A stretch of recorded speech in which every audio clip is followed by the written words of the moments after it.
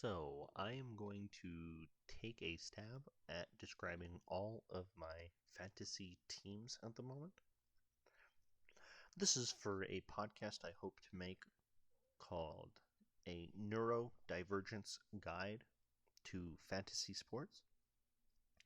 And I will go down all the lists of teams and players and stats I like to look at for these different leagues.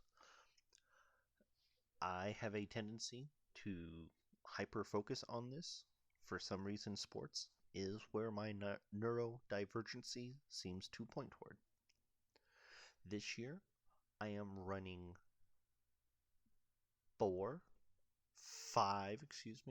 teams for fantasy football on ESPN, and I'm running another 4 on Yahoo.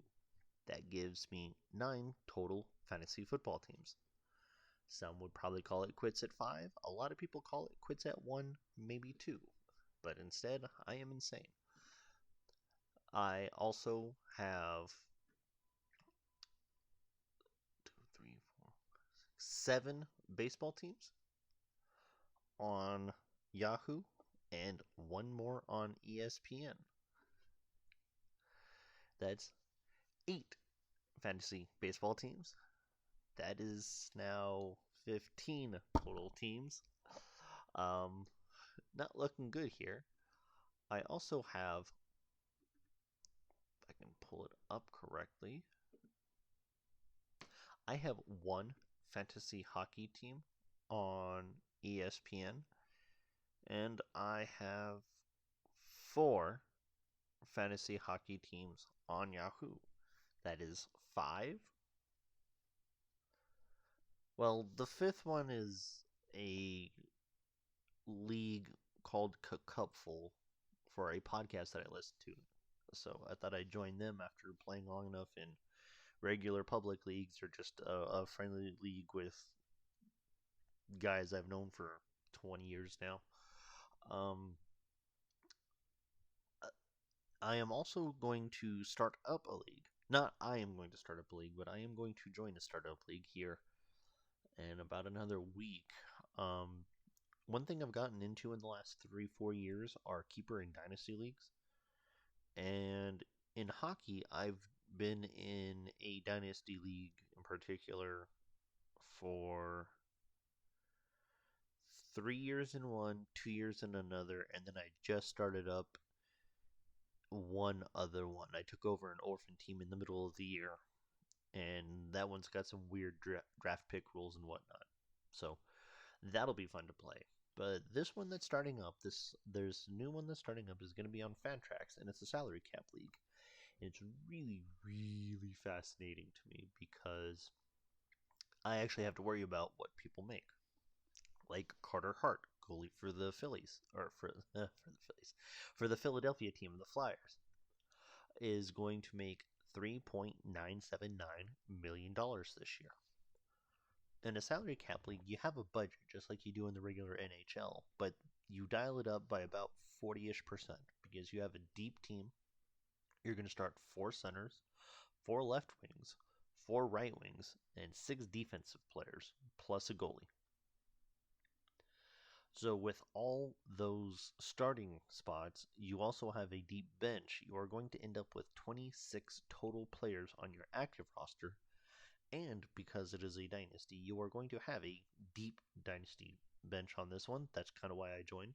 Deep dynasty bench of 20 minor league players. The benefit of Fantrax over Yahoo and ESPN is that you can draft players in the AHL, the CHL, and you can draft players from over in Europe. As long as they are drafted by NHL teams, they are on there. Yahoo gets a little slow only when they sign contracts and or get to certain levels in the minor league system. Will Yahoo add them? ESPN is even worse. ESPN I do because I've been using ESPN for 23 years now. So I guess I'm just rolling with them out of inertia. For right now, this Dynasty team, we just did the lottery for picks this year. We're going to split the draft into two sections because it's an entry. Because this is a startup league, we have two startup drafts. We have one for all your major eligible players and then all your minor eligible players.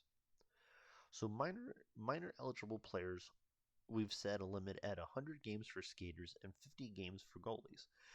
This is because people in the minor leagues, people so fresh into their career, have a tendency to get called up and sent down and called up and sent down. So maybe you'll play 20 games in a given year for your major league team. You may spend the rest of the time in the minors. Well, you don't want to chew an active slot with a player that's not in the majors, so you make them eligible for the minors. But to help with that, you kind of move them back and forth about major and minor eligible players. Um, for example, I would love to draft Andrei Kuzmenko, a winger for the Vancouver Canucks, but he is technically under that 100 game threshold. He played 80 he played 80 something games this year. He played let me pull that up. He played 81 games this year for Vancouver. So it doesn't matter that he had 39 goals, 35 assists for 74 total points.